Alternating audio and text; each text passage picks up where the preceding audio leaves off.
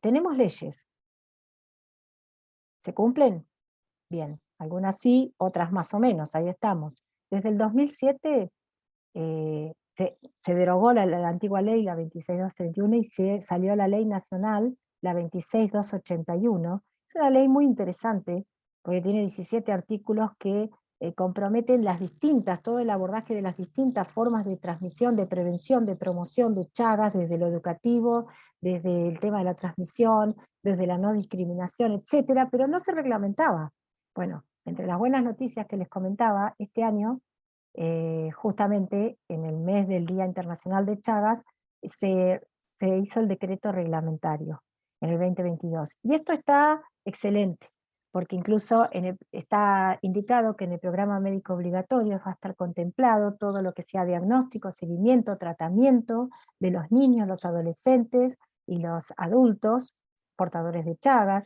Desde el Ministerio de Trabajo se va a tratar el tema de la no discriminación. Hay gente que se ha quedado y sigue sin poder acceder a un trabajo cuando se ve en su serología positiva para Chagas, cuando realmente sus estudios indican, cardiológicos y demás, que no hay patología. También con el Ministerio, con el INADI, o sea, con este decreto reglamentario se establece una conexión con el INADI justamente para trabaje, para que capacite al personal, para que entienda y actúe en lugares donde haya discriminación. O sea, toda esta ley y este decreto va a venir a completar y a hacer posible que efectivamente a lo largo y a lo ancho de todo el país se hagan realmente ciertas todos los artículos. Uno de los más importantes también es con el Ministerio de Educación, donde se va a obligar a que Chagas sea tratado en la currícula escolar, en forma obligatoria, y que incluso la ley dice que todo niño a los 5 años, al ingreso escolar, tendría que hacerse un análisis de Chagas a los 5 años y a los 12. Miren qué fantástico sería esto. ¿Por qué? Porque a los 5 años hay buenas probabilidades de hacer un tratamiento y a los chicos que se detectan positivos negativizarían mucho más rápido. A los 12 años lo tomamos al chico o a la niña antes de que empiece a ser adolescente, y es el momento justo también, por el tiempo, por la edad, pero además porque después se nos pierde. Bien, esto es muy importante. Tenemos la ley de pesquisa neonatal, la 26279, que realmente no se cumple. Está Chagas, está dentro de toda esa batería que se pide, la fenilcetonuria, el jarabe de arce, etc. Una de las últimas son Chagas y sífilis, y realmente no se le hace a todos los niños y niñas cuando nacen. Debiera. La ley provincial 14643, que salió en el 2013, bueno, esa fue impulsada por nuestro programa, porque la ley nacional, saben que es una ley de adhesión, las provincias adherían, tenían que adherir, y bueno, la provincia adhirió en el año 2013. Tenemos la ordenanza que les comenté, la 632-2022, y ahora lo nuevo, muy fresco que les digo, el 31 de agosto, la resolución salió en el boletín oficial 1691 de 2022, donde se institucionaliza el Programa Nacional de Chagas, que había quedado y se derogaron antiguas resoluciones que hablaba del plan, estrategia al 2016 y planes anteriores, y efectivamente bajo la supervisión de la Dirección de Enfermedades Transmisibles por Vectores, pero funcionará como Programa Nacional de Chagas. Esto es muy bueno. Entonces, uno de los artículos y de lo que habla de la ley, y es fundamental, es ley en nuestro país, Chagas y embarazo. Toda embarazada, no importa su condición social, tiene que estar con un análisis de Chagas realizado mediante 2 técnicas diferentes. Sigue siendo así. Todavía hay casos de embarazadas que, ya sea porque no concurren nunca a la revisación en el embarazo, o porque algún médico por ahí no se lo pide, no se lo pide. Hemos tenido casos donde nos han contado, por ejemplo, una abogada en la que el médico dudaba en pedirle, no le pareció bien pedirle y no se lo pidió. Y esa mamá tuvo a su bebé con Chagas y se enteró en el momento del parto. En el momento antes del parto se enteró que tenía Chagas, nunca se lo habían pedido. Y bueno, estas situaciones se ven bastante más frecuentemente de lo que uno desearía, porque hay una ley. Hay que estudiar a todas las embarazadas y si se confirma la infección, iniciar el abordaje familiar. No puede recibir tratamiento parasiticida durante el embarazo, pero nos asegura, y eso es importantísimo, que se esté tan atento y que el ginecólogo se acuerde de pedir, escribir las 2 técnicas que considere, y no solamente serología para Chagas, porque en algunos lugares solamente le van a hacer una sola prueba, y una sola prueba no es diagnóstico, y ahí se nos escapan. Y ahí pasa que entonces no figura en una libreta sanitaria que el bebé tiene que la mamá tiene Chagas, entonces no se analiza el niño. Porque si se cumpliera la 26279, se analizaría el niño. Bien, entonces, según la guía de atención, ¿qué tenemos que hacer? No es tan difícil. Hay formas de evitar el Chagas vertical y de si así como la mamá puede transmitirlo o no, no lo sabemos, puede ser cualquier trimestre, puede ser cualquier del número de sus hijos. Lo importante es que al recién nacido se le hace un examen directo, el microhematocrito. Bien, si la parasitemia es positiva, bueno, se hace el tratamiento. Es prácticamente 100% de posibilidad de negativización, de eliminación del parásito. El tema es cuando la parasitemia es negativa, porque esa parasitemia negativa no nos está indicando que el bebé no tiene Chagas. Quizás hubo poca cantidad de parásitos, quizás el operador, o sea, hay que estar muy avisado en detectar el parásito, a veces son pocos, y hay que entrenar el ojo, y se puede escapar. Bueno, entonces hay que esperar a los 10 meses y hacer la serología, que ahí sí va a tener sus anticuerpos. Corremos el riesgo de hacerlo antes de que sean los anticuerpos de la mamá y lo estamos medicando a un niño que no tiene Chagas. Esto es importantísimo y acá viene un tema donde es importante un programa integral, trabajador social, programa de Chagas que busque a esa mamá, que no se nos pierda, porque se sabe que en un porcentaje importante no vuelven para realizarse los análisis, que en este caso sería un indirecto con serología, porque se quedan con el resultado negativo del microhematocrito. Entonces, a partir de los 10 meses, la serología por 2 técnicas. Si es reactiva, se trata inmediatamente. El porcentaje de posibilidad de cura parasitológica es alto. Ya quizás no es del 100%, pero es casi del 100%. A medida que va creciendo en edad el niño y no se detecta, va descendiendo la posibilidad de la cura por la dinámica propia del parásito que vimos.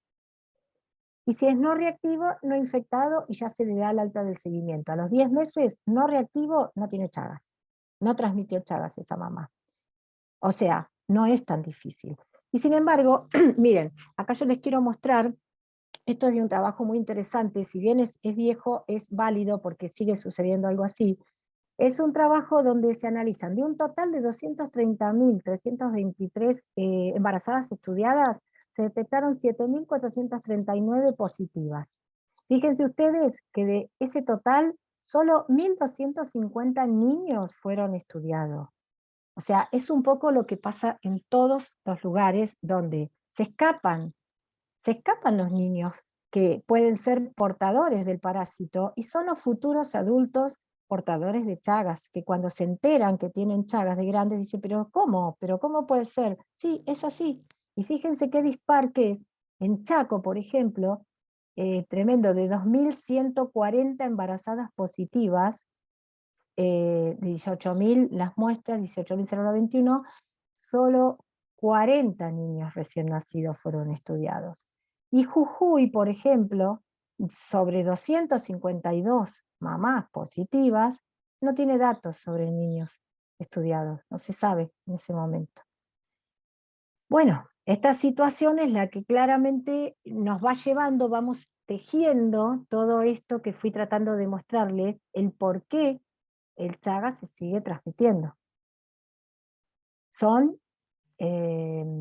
gaps que vamos teniendo y que se nos escapan y que en realidad no es tan costoso. Sería cuestión de entrenamiento, entrenar el personal para realizar un microhematocrito, que no se escape la mamá. Actualmente es con uno se puede hacer, y está aprobado por trabajos interesantes que hicieron Torrico y colaboradores, que por ejemplo a los 30 días de nacido el niño, la parasitemia puede estar muy alta, mucho más que el recién nacido. Entonces es importantísimo ahí trabajar desde un programa, desde el trabajo social, desde la gente que ha estado en contacto con esa madre, para hacer volver al niño y hacer otro microhematocrito. Ahí seguimos teniendo altísimas probabilidades de eliminar el parásito, ¿sí? En datos actualizados, por ejemplo, bueno, ahí hubo un descenso, hacia el 2018 hubo 1,88 y hacia el 2019 1,75 contra los 3,23% del 2013. Bien, en cuanto al diagnóstico de Chagas, acá este trabajo me pareció muy interesante, como para contarles, justamente en el Hospital de Niños Sor María Ludovica de La Plata, y tomaron 268 niños estudiados, 16 resultaron Chagas positivos, 252 fueron Chagas negativos. De eso se hizo un seguimiento a 58 niños, y 3 resultaron Chagas positivos. O sea que 194 niños estuvieron sin seguimiento. O sea que un 77%. Y la tasa de transmisión con natal fue alta, fue de 6,9%. La detección, el porcentaje de detección diagnóstica del microhematocrito demostró un 84,2%. Es decir, la falla que puede tener el microstroke seguramente se puede mejorar y va a ser muy buena cuando se valide la PCR, que ya se está trabajando en el fatal HRN, es decir, hay posibilidades. El tema es que la PCR para detectar, que es altamente sensible, obviamente, a través detecta fragmentos del ADN del parásito, bueno, no lo tienen todos los centros de salud. No es posible en un centro de salud pequeño. Entonces, hoy por hoy, un microhematocrito con personal entrenado y no perdiendo y haciendo volver a los 30 días a la mamá para realizar otro microhematocrito, tenemos una buena probabilidad y una alta probabilidad de detectar parásitos y que no se nos escape ese niño. Además, tenemos un arma muy poderosa, sencilla, sin costo de dinero, sin costo. ¿Qué es? La libreta sanitaria. La libreta sanitaria materno-infantil, por ejemplo, en la provincia de Buenos Aires, claramente es un documento muy rico y a veces está desperdiciado. Lo hemos observado. En la atención primaria es clave y se utiliza mucho, muy completo para las vacunas, eso sí, pero está claro, la primera página habla de la historia clínica perinatal. Hay una ficha neonatológica y hay otro espacio donde habla de los controles del 6º mes a los 2 años. Pues eso tiene que estar completo. Desde la fase donde habla de la historia clínica de la mamá, que hay un recuadro donde habla si tiene, está toxo y está Chagas al lado. Y hay un recuadro que dice positivo, negativo, no se sabe. Bueno, no puede estar vacío. Esa libreta tiene que estar con una cruz que indique perfectamente al neonatólogo a ver si ese niño aplicamos, si es que no se aplica la 26279, que se le hace a todos los niños, bueno, esa mamá tiene Chagas, ese niño tiene que hacerse un microhematocrito antes de salir de la clínica. Y al final de la libreta, en las anotaciones de interés, es sumamente importante, más que nada, registrar el microhematocrito negativo, porque entonces eso es lo que cuenta para contar 10 meses a la fecha y realizarse el análisis definitivo, que ese resultado es el que tendría que aparecer en los controles del 6º mes a los 2 años. Con eso es como un boletín que teníamos en la escuela, o es como un documento de reconocimiento. Es un arma poderosa, pero tenemos que saber utilizarla. Y la conexión, interrelación entre la enfermera de la unidad sanitaria, el médico clínico, es fundamental, porque viendo todo esto y teniendo registro de esto, no se escapa, no se nos puede escapar. Y si no aparece que está el stroke, no hay que dudar. hay que pedir un serológico. Ese nene tiene más de 10 meses, no figura si se le volvió a hacer, no figura, y hay que pedírselo. Estamos a tiempo. Bien, nosotros en Bahía Blanca, por ejemplo, hemos hecho análisis en niños, en escolares, desde el año 2001, hicimos, ahora ya desde unos años antes de la pandemia no lo hemos vuelto a hacer, pero nuestra idea es poder seguir. Ya ahora con esto que les comenté nuevo de em, la reglamentación de la ley, va a ser muy bueno cuando sea obligatorio los análisis, porque hasta el momento es bastante más complicado, porque imagínense que necesitamos autorización de papá y de mamá o de un adulto tutor para realizar los análisis. A veces se niegan sin sentido, a pesar de que la autorización se explica, y al negarse, a veces nos estamos quedando sin la probabilidad de detectar un niño. Fíjense que nosotros hicimos en escuelas rurales, en escuelas urbanas, igualmente no fue tan aleatorio porque en Bahía Blanca ya teníamos detectado las zonas de escuelas donde había mamás de zona endémica. Es decir, entonces la idea es esa, justamente detectar a los niños. Así que a lo largo de todo este tiempo detectamos 27 niños menores de 15 años, 16 en escuelas, ¿y dónde está el resto? Bueno, el resto justamente se halló en el abordaje familiar, hermanos que no iban a la escuela, pero que fueron positivos. Así que de todo el total, 22 niños fueron medicados con fexidazol, o en un caso con nifurtimox, y la buena noticia es que se tarda mucho tiempo, eran todos niños de más de 6 años, y bueno, en promedio cerca de 9, 10 años, pero 7 negativizaciones serológicas. Y entre ellos 3 niñas. Esas niñas las hemos seguido, como son niñas que fueron detectadas cerca de 9 años, hay que pensar que 9 años fueron un Chagas crónico, así que seguimos haciéndole control cardiológico, pero su serología sigue negativa. El tratamiento farmacológico, nos basamos en el nifurtimox o benzidazol, hay disponibilidad de los dos, generalmente benzidazol, que es lo que envía el Ministerio de Salud a través de Zoonosis Rurales de Azul, y tenemos con el grupo establecido un circuito de rutina. Yo en esto voy a ser breve, porque además en el equipo contamos con excelentes médicos clínicos jerarquizados, la doctora Verónica Campos, Marisol Bossetti, nuestra infectóloga Laura Espadaro, Cecilia Fo. Bueno, así que por eso yo les voy a comentar brevemente, sin ahondar en el tratamiento propiamente dicho, porque ellos como médicos serían las personas indicadas. Sí les voy a contar que el circuito es una rutina que hemos establecido y realmente lo tenemos muy, muy ayornado. Salimos a detectar. Una vez que se detecta, todo esto siempre con los lineamientos de lo que es el programa a nivel nacional y las normativas del Ministerio de Salud de la Nación. Hacemos un control con estudios mínimos, como se pide para afectados crónicos, con un electrocardiograma y una placa de tórax. En caso de detectar alguna situación anómala, el médico clínico, que es el que ve primero, bueno, ahí se recurre al segundo nivel, al especialista, al cardiólogo. En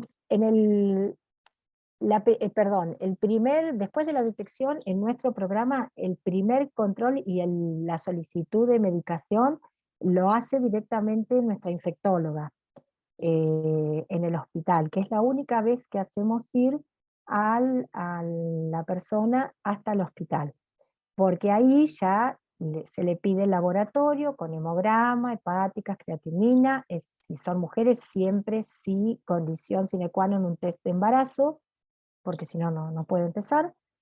Y entonces ahí sí van a la infectología, al hospital municipal. La doctora Espadaro solicita la medicación, eso se eleva a región sanitaria, se establece una orden, se llena una planilla de solicitud que es formal, es la que entrega a la provincia, y con todos esos datos se sube al Sistema de Información Sanitaria de Argentina, que a partir del año pasado ya incorpora a los afectados crónicos, cosa que celebramos, porque siempre era una franja de las personas afectadas de Chagas que quedaba desatendida. Así que con esa información rápidamente recibimos la medicación, se recepciona en el programa de Chagas Massa y se lleva a la unidad sanitaria para entregársela al médico clínico tratante. El médico clínico, entonces, es el que realiza todo el seguimiento en atención primaria, con todas las indicaciones y todo el contacto permanente con los afectados. Ustedes dirán, bueno, ¿y los electrocardiogramas dónde se realizan? Los electrocardiogramas se realizan desde la atención primaria. Para eso contamos, por ejemplo, en 2 oportunidades hemos invitado especialmente a la doctora Marisa Fernández, que trabaja en Muñiz y en Fatala Chabén, a la doctora Yolanda Hernández, y justamente a capacitar a los médicos nuestros de la atención primaria para realizar los electrocardiogramas y detectar anomalías, por ejemplo, dar todas las herramientas básicas para evaluar un electro normal, y entonces, o versus alguno patológico, que en ese caso sí automáticamente desde el programa articulamos la forma de que llegue rápidamente para un turno en el hospital, donde se realizan los otros estudios, como un ecocardiograma, un Holter, una ergometría y demás. Y después hacemos un chequeo permanente, tenemos un sistema de codificación en el primer nivel de atención, donde tenemos nomenclado como para establecer cada persona si es un Chagas agudo congénito, es en tiempo real, es decir, esa persona quizás pudo haber tenido un Chagas congénito o un Chagas agudo vectorial, según su relato cuando era pequeño, pero a tiempo real hoy es un Chagas crónico asintomático o crónico con forma cardíaca o crónico con forma digestiva. Se calcula que un 70% de los afectados de Chagas pertenecen a lo que es el B57D, que es crónico asintomático, pero hay un porcentaje en un 30% que tiene patología, un 20% lo tiene en forma cardíaca y un 10% en forma digestiva. Bien, y también nomenclamos quién es Chagas crónico tratado. ¿Y qué sentido tiene esto? Ayuda mucho, porque esto hace un seguimiento permanente de la persona, como para saber si es forma cardíaca, tiene que o verse, y todo el sistema de salud está comprometido con el seguimiento de esta persona, apoyado y guiado por el programa de Chagas. Bien, respecto del tratamiento, yo he tomado una diapositiva de la doctora Verónica Campos, que es una de las principales que ha seguido, que sigue a los pacientes como todos los otros clínicos, pero en el caso de la doctora Campos, eh, a ella le ha pasado que ha tratado muchos pacientes y es la que más cantidad de pacientes con efectos adversos tuvo. Entonces, me gustó esta diapositiva que ella armó en base a la guía del 2018 del seguimiento de pacientes, a quién tratar, a personas en fase aguda de Chagas, reactivación en inmunocomprometidos, porque esta es otra de las causas en que puede generarse también un Chagas agudo, fase crónica en niños y adolescentes menores de 19, fase crónica de mujeres en edad fértil nunca embarazadas, donante vivo cero reactivo para T-cruci en trasplantes de órganos, accidente de laboratorio o quirúrgico de alto riesgo con material contaminado. Probablemente tratar profilaxis secundaria luego de una reactivación en paciente inmunocomprometido, y la guía nueva, varones y mujeres entre 19 y 55 sin cardiopatía avanzada que opten por tratar.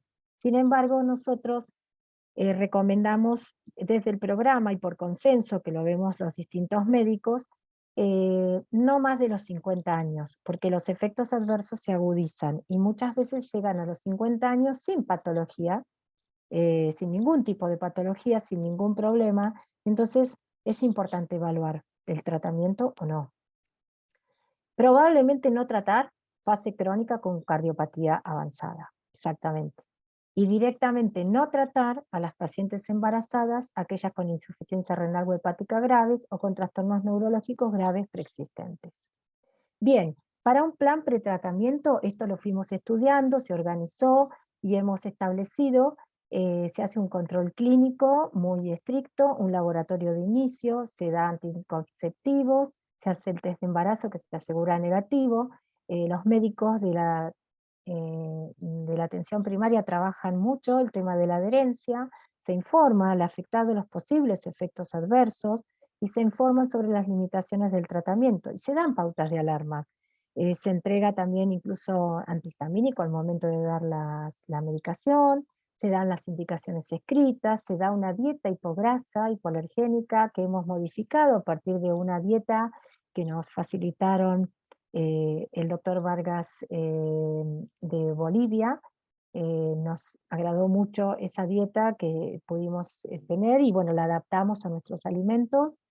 Se da protector solar y se aconseja no conducir ni manejar vehículos de precisión, sobre todo si es Nifurtimox, y tomar post ingesta de alimentos.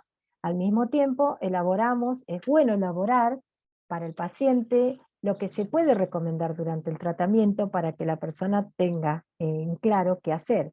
El tratamiento, las nuevas, en un principio era la dosis máxima 400 miligramos día, y luego de distintos, ya se consensuó y a través del ministerio la dosis quedó en 300 miligramos por kilo día. 300 miligramos por día, perdón. Bueno, se hace la dosis escalonadamente hasta llegar hacia el día, el quinto día con la dosis completa y son 2 meses de tratamiento. Según consenso, hay veces que empiezan con efectos adversos, generalmente los efectos y los malestares empiezan a los 10 días de tratamiento y hemos tenido casos en donde algunos pacientes terminan un mes, pero por consenso no nuestro, sino también a nivel de ministerio, 30 días se considera un tratamiento cumplido. Así que los efectos adversos pueden ser leves, moderados o graves. Generalmente son rayos cutáneos, pueden ser moderados, digestivos, cefaleas, pero algunos pueden ser graves, plaquetopenia, leucopenia o a veces Steven Johnson. Y por eso nosotros también elaboramos, en base a pautas del ministerio, una guía de señales de reacciones adversas a la medicación de Chagas, que sea una guía para que tengan en los hospitales, en caso de que, por ejemplo, y en las unidades centinelas, en caso de que algún afectado fuera que esto le sucediera en un fin de semana, en un feriado, en un lugar donde está cerrada la unidad sanitaria, en un horario, entonces, ¿cómo proceder ante una situación así? ¿Cómo se manejaría esta situación? Todo esto es importantísimo porque nosotros creemos que el tema de la información y compartir la información es clave como para animarse en casos, sobre todo en mujeres jóvenes en edad fértil, que eso está comprobado, realmente aumenta muchísimo la gran posibilidad de no tener niños con Chagas cuando son medicadas, y los niños. Los niños en general no tienen efectos adversos, no hemos tenido casos, pero salvo un niño casi adolescente de 14 años que tuvo que suspender el tratamiento. Pero los adultos sí suelen tenerlo. Bien, y como les decía, hoy el Chagas está extendido por el mundo, se calcula que 6 a 7 millones de personas están infectadas, y lo bueno es que ha ido tomando forma cada vez más la voz de los afectados, con asociaciones de personas afectadas de Chagas.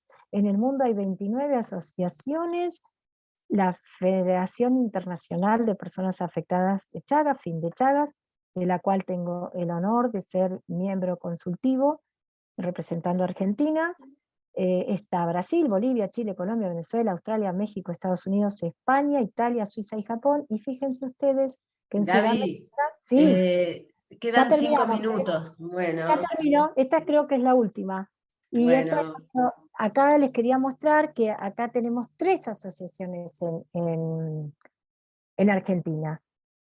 Argentina es el país con el mayor número, en números absolutos, de personas infectadas de Chagas, 1,5 millones. Bueno, y sin embargo hay solo 3 asociaciones. Una es la nuestra, Asociación Buenos Aires Sur Frente al Chagas, ASOBA Sur Frente al Chagas. Pueden escribir, pueden comunicarse.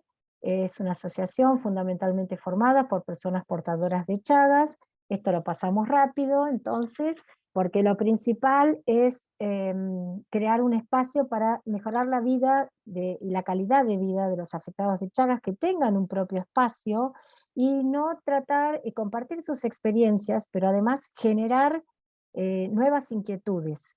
Eh, Alejarnos en este caso de la parte biomédica, siempre controlando, porque estando siempre en control, pero digamos, haciéndose, empoderando al afectado de Chagas, para saber cuándo le toca sus turnos, cuándo tiene que controlarse, es demás, perder ese miedo, aún sabiendo los riesgos que significa un Chagas crónico, ¿no? Pero perder el miedo, porque no siempre Chagas es sinónimo de muerte, pero hay que estar y hacer los controles. Bueno, y acá simplemente el caso clínico que les dejo es en relación a esto que está tan discutido, si el Chagas es sinónimo de cura. Bueno, en realidad nosotros consensuamos y decimos no es sinónimo de cura, porque lo que se cura es la cura parasitológica, pero el daño que pudo haber hecho el parásito durante todos los años previo a la medicación ya estuvo, los fenómenos inmunógenos que se producen y demás. Entonces, en este caso es solamente un caso como para contarles: un varón de 27 años diagnosticado con infección de Cruzi. Al revisar la libreta, mediante dos técnicas, 12 no diagnósticos negativos, su electrocardiograma y radiografía de tórax eran normales, fue tratado con Benvidazol a los 30 años durante 35 días. Todos sus estudios eran normales en ese momento. Durante 13 años post-medicación, sus electros fueron normales, anuales, y serología seguía positiva. 19 años post-tratamiento presenta bradicardia. Se da tratamiento médico. 12 años después, seroconversión negativa, pero tiene un bloqueo completo de rama derecha y extrasistores ventriculares polifocales frecuentes. En 2011 se le implanta un desfibrilador, implantable, y lamentablemente en 2014, aún con su serología negativa, muere por arritmias ventriculares mientras esperaba el cambio de generación del cardiodesfibrilador. Bien, esto nos lleva a pensar, ¿qué hubiera pasado si se lo hubiera detectado de pequeño? Este chico manifestó no conocer si su mamá tenía Chagas, se había criado en el campo, pero nunca recordaba haber estado con vinchucas, y tampoco transfusiones de sangre. Es probable que haya sido un Chagas vertical, pero recién detectado a los 27 años. Es decir, estemos atentos, porque, a ver, el tratamiento no va a producir la cura, pero aún con serología negativa, hay que hacer siempre un control permanente, porque es un caso que me pareció interesante y aparte de hace poquito. Así que bueno, vamos por una infancia sin Chagas, y muchísimas gracias, espero que les haya gustado la presentación.